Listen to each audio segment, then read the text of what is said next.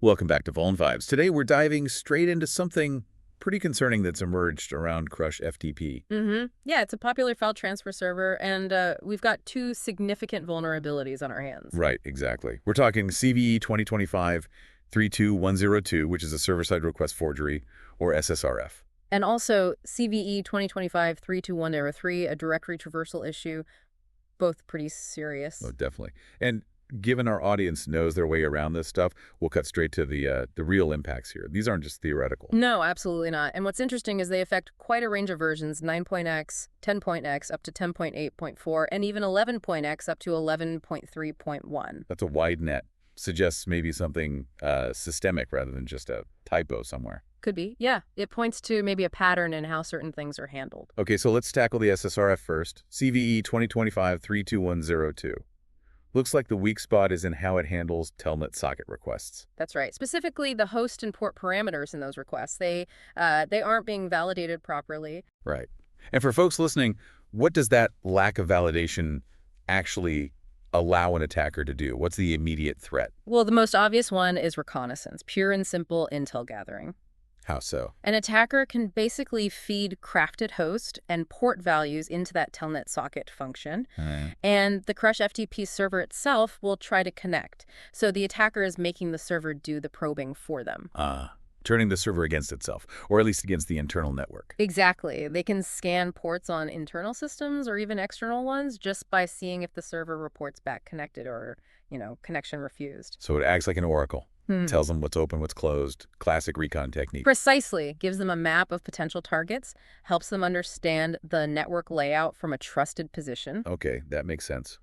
A foothold for potentially moving laterally later. Now let's shift to the other one, CVE 2025-32103, Directory Traversal.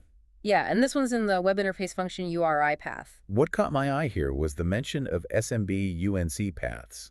That usually spells trouble. It absolutely does. So typically, directory traversal lets you read files outside the intended directory, right? Like the data sets you pass WD.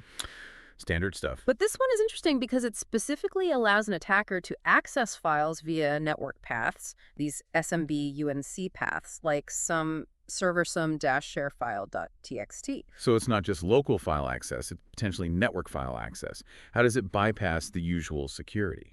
It seems to circumvent the security manager restrictions because it's mishandling these network paths differently from local paths. I see. So instead of just feeding it WYAML, you feed it server resource, and it actually tries to resolve that across the network. That seems to be the mechanism. It tricks the server into fetching resources from remote SMB shares that the server process itself might have access to. Wow, okay. So you could potentially leap from the CrushFTP server directly to sensitive files stored on, say, a Windows file share somewhere else on the network. That's the critical implication, yes. It's a network-focused path traversal, which opens up significant data exfiltration possibilities beyond just the server itself. That really elevates the risk. You've got the SSRF potentially mapping out internal network targets. Right. Finding those file shares, perhaps. And then the directory traversal providing the means to actually access files on those shares. That's a potent combination. It really is. A potential 1-2 punch, like you said. Recon first, then exploit and exfiltrate. So for everyone listening, managing these systems, what's the bottom line? What needs doing right now? Catching immediately. Update CrushFTP to the latest version where these are fixed. That's the absolute priority number one. No surprise there. Patch, patch, patch. Beyond that, though, it's a stark reminder, isn't it, about rigorous input validation, especially anything touching network addresses, ports, file paths. Absolutely. You can't trust user-supplied input, especially when it controls where the server connects or what files it accesses. Seems fundamental, but here we are again. Yeah. And it highlights how crucial these seemingly utility applications, like file transfer servers, can be in an attack chain. They often have significant network access. True. They're designed to move data, which makes them prime targets.